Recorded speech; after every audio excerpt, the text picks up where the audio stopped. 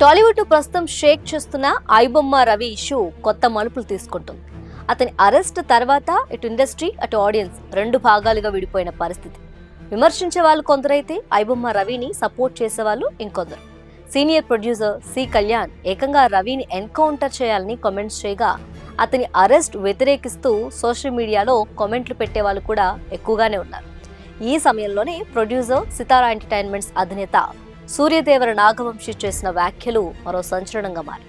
Epic movie glimpse event లో జర్నలిస్టులు అడిగిన ప్రశ్నకు నాగవంశి సమాధానం సినీ వర్గాల్లో ఇప్పుడు పెద్ద చర్చకు దారితీసింది.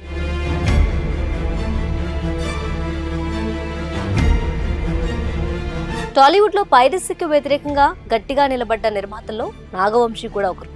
ఆయన ప్రొడ్యూస్ చేసిన కొన్ని సినిమాలు కూడా పైరసీ బారిన పడడంతో ఆ టైంలో అసహనం వ్యక్తం చేశారు. అయితే ఆ ఫ్రస్ట్రేషన్ ను రీసెంట్ గా epic movie title glimpse launch event లో చూపించినట్లు అనిపిస్తుంది. 90s వెబ్ సిరీస్ కి సీక్వెల్ గా తెరకెక్కుతున్న ఈ మూవీలో ఆనంద్ దేవరకొండ, వైష్ణవి చైతన్య హీరోయిన్. ఈ ఈవెంట్ లోనే జర్నలిస్ట్ అడిగిన 90s లో మ్యాజిక్ ఏది, ఇప్పుడు ఏం మిస్ అవుతున్నాం అన్న ప్రశ్నకు కాస్త డిఫరెంట్ గా రియాక్ట్ అయ్యారు నాగవంశి. సోషల్ మీడియాలో ఐబొమ్మ రవిని రాబిన్ హుడ్ చేసిన లోకంలో ఉన్నాం మనం. 50 రూపాయల టికెట్ పెంచితే మేము విలన్స్, వాడు మాత్రం హీరో. ఇలాంటి సొసైటీలో మీరు పోలికలు ఎలా చెప్తారు అంటూ తన ఆక్రోశాన్ని వెళ్లగక్కారు.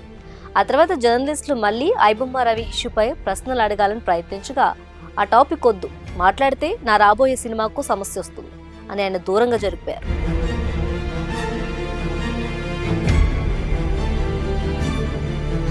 అయితే ఈ ఒక్క మాటతో సోషల్ మీడియా ఫైర్ అయిపోయింది. నాగవంశి కూడా ఐబొమ్మ రవికి భయపడుతున్నాడా అని నెటిజన్లు కామెంట్లు పెడుతున్నారు.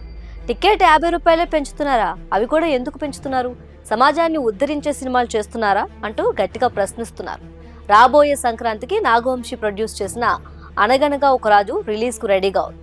నవీన్ పోల్శెట్టి హీరోగా, మీనాక్షి హీరోయిన్ గా యాక్ట్ చేస్తున్న ఈ మూవీ సంక్రాంతికి రిలీజ్ కాదు. కానీ అదే సీజన్ లో చిరంజీవి, మనశంకర్ వరప్రసాద్, ప్రభాస్, రాజాసాబ్, రవితేజ, భర్త మహాశైలకు విజ్ఞప్తి వంటి పెద్ద సినిమాలు రావడంతో కాంపిటీషన్ చాలా టఫ్ గా ఉంది.